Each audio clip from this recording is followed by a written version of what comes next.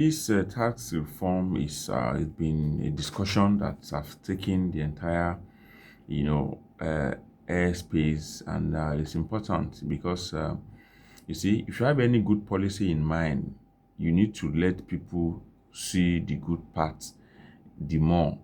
And no policy that doesn't actually have the light area and the dark area. It is normal in life. You cannot get anything done that is not having two, legs, the positive and the negative. And people that are actually anti-government or the opposition party will always, perch on the negative aspects and want to run with it for people to actually dislike the incumbents, for them to actually take power. That is also normal. And that is why I like what Shetima said. They have to go out the more, because sometimes your all policy that is being run is for the betterment and for the upliftment of the citizenry. But if it's not properly communicated down to the people, to the end user, or to the end beneficiary, they are going to stand against it. And as I've said it earlier this morning, it is good for government to actually go all out to, they have the power of the media, they have the power of, tell me, means of communication to the people to actually let them know the good thing in this tax reform policy. And I want to tell you too that, you see, when it comes to a situation like this, it's very, very important that even government also live in a manner that people too will earn their trust. When you are in governance, a leader, and you are living, you are oppressing the masses. You guys came on board, everybody has SUVs. What you are taking home on a monthly basis, weekly basis is like, another nation's budget is what individual is taking home.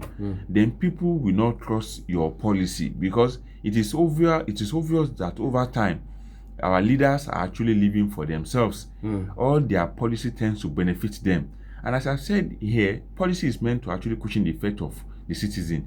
But when the handlers are also using it as a means of enriching themselves, then people will want to actually kick against it, even though if they know that it's even good for them. But because they know that those who are actually in charge of it will actually take 100% share and leave the crumbs for the citizen, that's why people are actually standing against anything that is coming from the government's corridor. So I want to now call on the government to actually, you better see, you don't know why you are there now. You might be there for a moment like this.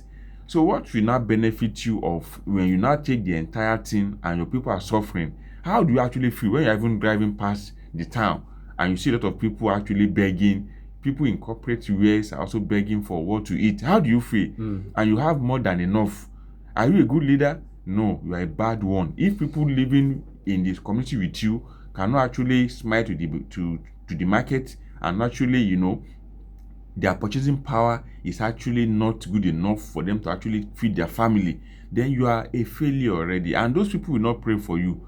I'm telling you, if they are not praying for you, it means that if you don't actually reap the effect of that negativity, your unborn children, great-grandchildren will also benefit from that negative seed that you have sown in their life. So leaders, get it, and get it this morning, that if you do the needful, the blessings will follow you. If you do the other way around, the negativity will follow you.